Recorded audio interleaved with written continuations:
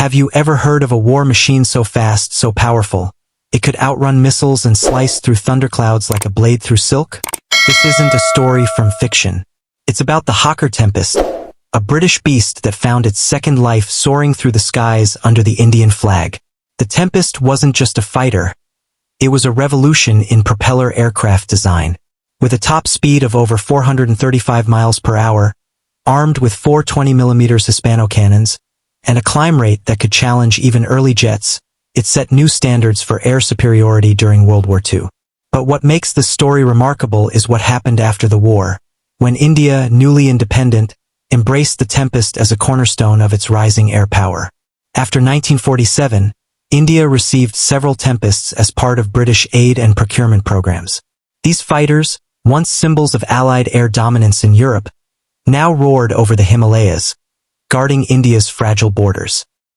In Kashmir, in Assam, and over the vast Rann of Kutch, Indian pilots took the Tempest into territories where only eagles dared to fly. Can you imagine a rookie Indian Air Force pilot in the late 1940s, pulling 6G turns at 20,000 feet, chasing an intruder aircraft with snow-capped mountains beneath him? The cockpit trembled with raw power. The engine, a Napier saber, thundered like a god. And in that moment, India wasn't just flying a British machine. India was rewriting the story. This wasn't easy. The Tempest was notorious for its engine complexity. Maintenance required deep knowledge of hydraulics, cooling systems, and structural tolerances. But Indian crews mastered it, and they flew it with style. In a 1950 winter patrol, a Tempest from Umballa base reportedly intercepted and shadowed an unidentified aircraft approaching from the west. No weapons were fired. No contact was made. But the presence alone, loud, unmistakable, sent a message. India had taken control of its skies. The aircraft was also a symbol. In airshows, it became a centerpiece of pride, flying formation with vampires and hunters in the early jet age. Crowds cheered its thunderous flyby. Veterans wiped tears. For many, it represented India's strength, borrowed, yes, but earned with sweat and skill.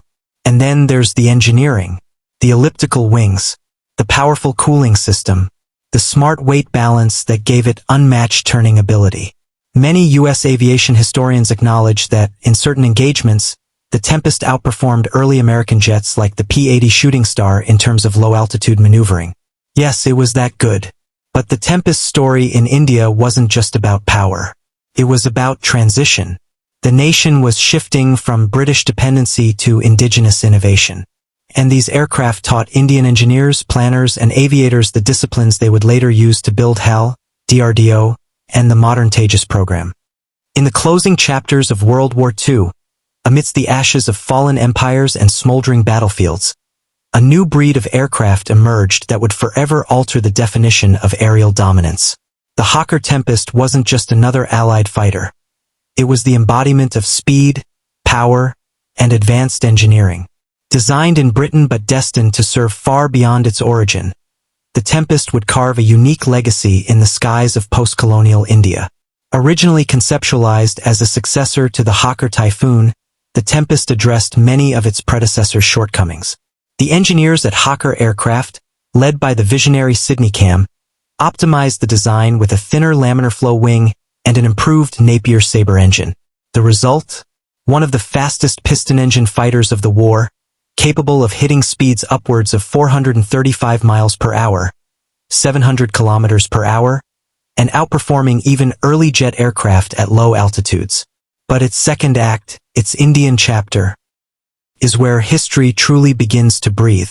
When India gained independence in 1947, the fledgling Indian Air Force, IAF, was left with an urgent need to defend a vast, newly sovereign nation with rapidly emerging threats. Among the earliest assets to serve this purpose was a fleet of Hawker Tempest aircraft, provided by Britain and retained from colonial service.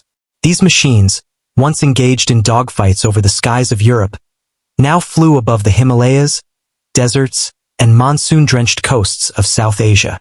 In technical terms, the Tempest stood leagues ahead of the older Hurricanes and Spitfires previously used in the region. It boasted 4 20mm Hispano MKV cannons, robust fuel capacity for long-range missions, and superior climb and dive capabilities. In many respects, it acted as a transitional platform, bridging the gap between World War II-era piston fighters and the coming wave of jet propulsion. But for India, it wasn't just about technology, it was about identity. Indian pilots who trained on the Tempest were introduced to rigorous standards of air combat maneuvering, engine handling, and high-speed interception. The Tempest wasn't forgiving. Its massive Sabre engine, while powerful, demanded precision. Cooling failures were common. Engine seizures weren't rare. A single mistake in throttle control at high altitudes could stall the engine. And yet, Indian pilots tamed it, mastering its quirks, commanding its raw power. One of the lesser-known stories is from 1948, during the First Kashmir War. Though official records are scarce, multiple eyewitness accounts describe Tempest aircraft flying high-altitude patrols over contested zones, using their speed and maneuverability to assert dominance and provide moral support to ground troops. These weren't bombing raids. These were shows of presence. Thunderclaps above the valleys, reminding everyone below that Indian air power had arrived. The emotional weight, heavy. Many Indian pilots flew their last combat missions in Tempests. Some crashed in bad weather.